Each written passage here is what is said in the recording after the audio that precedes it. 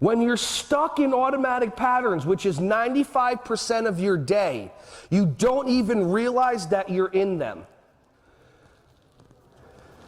One of the worst patterns that has gone into our minds is creating expectations.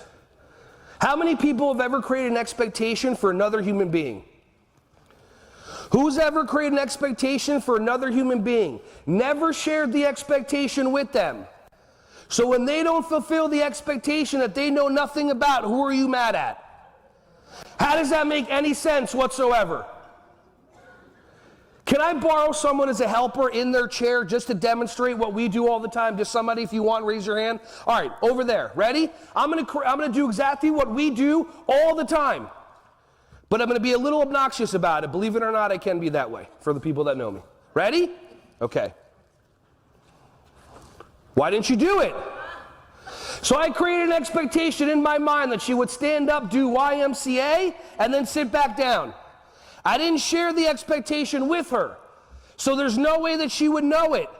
Do I have any right to be upset at her? So why do we live our lives that way?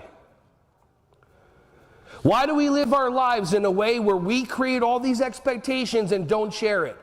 How many of you have expectations for the parents of your kids? Expectations like they'll pick their kids up on time. They'll call you back. They'll read your daily reports. And when they don't, you're upset at them. But parents do the same thing. How many of your parents drop their kids off to you? Their expectation is you teach them discipline, structure, and how to follow the rules so that when they come home like Mary Poppins kids. Hello, mother. Hello, father. May I do the chores today, please?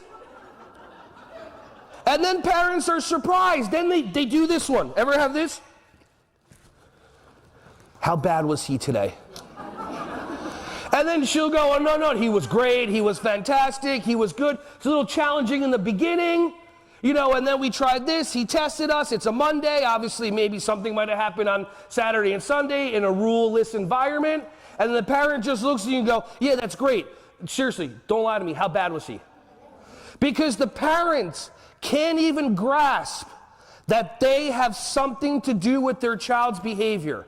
And they're surprised when they get in the car, buckle them in, and hand them the iPad.